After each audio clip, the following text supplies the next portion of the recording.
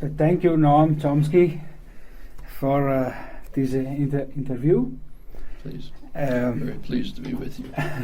Me too. It's a very beautiful space here in Tucson. For me, it's the first time in America. First time. Really? I'm very happy. I'm studied your theories when I was. Oh, thanks. Would you like some water? No, thank you. When I was young, and you for me was always an example. In Italy, I'm working about conference. The question is the relationship between science and faith. The component rationality and irrationality in man, no? The passion and the technique. No? Today, in our world, the technique have a power of technique. Is also possible speak about harmonizate the religion and the technique, or is impossible this relationship? That's. I don't think that's a general intellectual question. It's a personal question. I mean, individuals can, in various ways, relate religious faith, if they have it, to scientific, to the progress of science. That goes back as far as Augustine, how to relate your faith to the world of science, a huge issue. And for some people, like me, the question doesn't arise because I don't have religious faith. That doesn't mean that there's not an irrational component. I think we have to distinguish two things. Irrational components in our ways of organizing our lives, our scientific work, and so on. And that's distinct from faith in, say, one of the Abrahamic religions. That's a different matter. You can have one without the other. But there is some kind of substantial irrational component that enters into our actions, our decisions, even our scientific work. That's not disputable. My favorite philosopher, David Hume, is famous for having said that reason is the slave of the passions. It means it can't function without your emotional, instinctive, intuitive conceptions of how the world works. And that's true even of the most elementary perceptions. Like when I look at you, I see a person. Well, why do I see a person? Actually, what's happening, if you look at my eyeball, is just a series of random stimulations going on. But out of that, I construct a person. That's part of my nature. That's the way I'm built. And elements like that enter into all of our experiences of the world and all of our interpretations of the world. That we can't avoid it. We can try to discover what the factors are, maybe even find ways to overcome them. But that's just the way we're built. So, for example, when you take the famous moon illusion, if you look at the rising moon, when it's on the horizon, the moon looks very large. As it moves up into the sky, it seems to get smaller. Well, you can't overcome that. You can't help seeing that the moon looks bigger at the horizon. But you can study it from another perspective and point of view and discover why it is that you're getting this illusion that distorts the physical reality. Sometimes there are things we just can't discover. They're too deep. But at every stage of our, and I think faith, if you want to call it that, is just one further aspect of what we find when we begin by looking at the most elementary experience and then on through our interpretations of it to much more complex and abstract conclusions about justice, honesty, freedom, and so on. There are in the humanity a universal component in humanity, no? For example, in your theory of linguistic theory, the language have a specific component, universal component. Correct me if I'm wrong. It seems to be the case that language is a kind of a species property of humans, meaning it's common to all humans, and it's unique in its fundamental aspects, so we don't see any close analog in any other organism. So in that sense, it's a species property.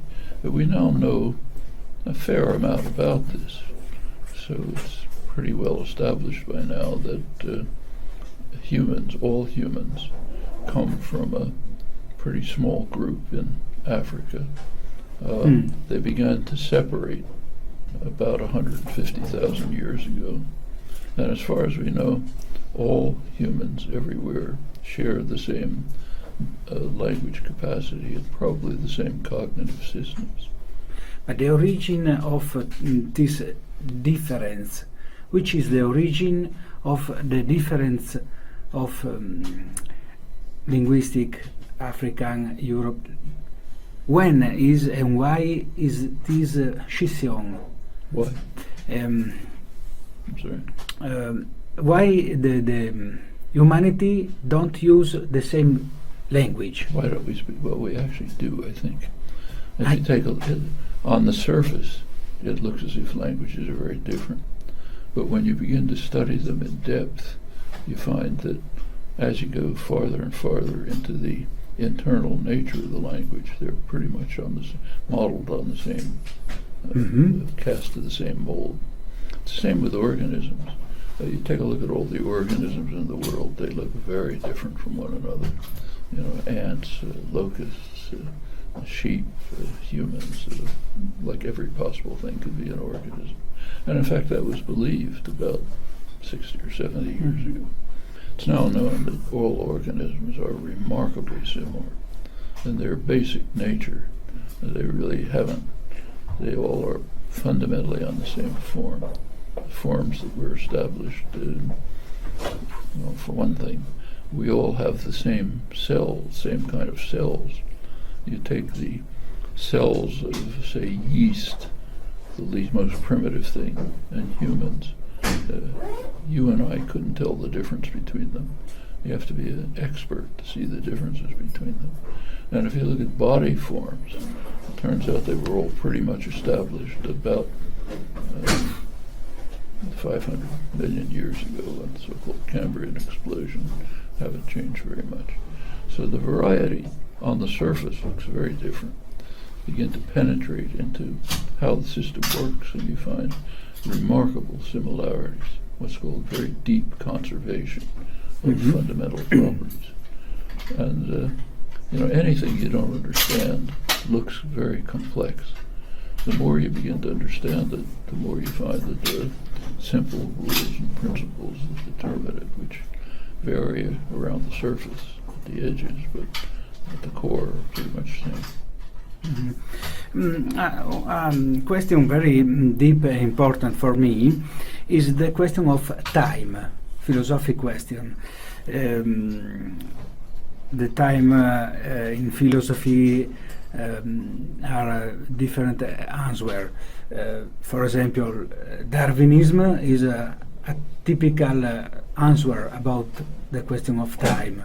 In one of my philosophic book, the name is History as Living Organism, I image the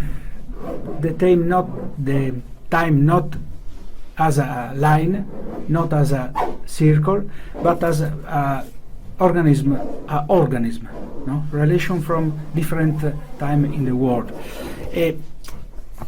My answer for you is the millenary question of time, no? Everything change, or are there something in humanity that not change? Well, as I say, with It's a deep first of all, question. humans, from the point of view of the history of the universe, the humans are just an instant. Our whole existence is a tiny instance in the history of the universe. If some accident had taken place, if an asteroid had hit the Earth 200,000 years ago, there wouldn't be any humans. We're just a very recent development, emergence in the history of the universe, and our whole existence, from the point of view of a cosmic creature looking at us, would be almost invisible. So we're a speck. We're a tiny speck in the universe and in the time that the universe is developed. Now, we may not exist very long. I mean, we're actually facing a period where humans might destroy themselves within a short period of time. So in terms of eternal history, we may just look like a tiny accident that happened quickly and then was extinguished. We may not like to think of ourselves that way, but that's what we are.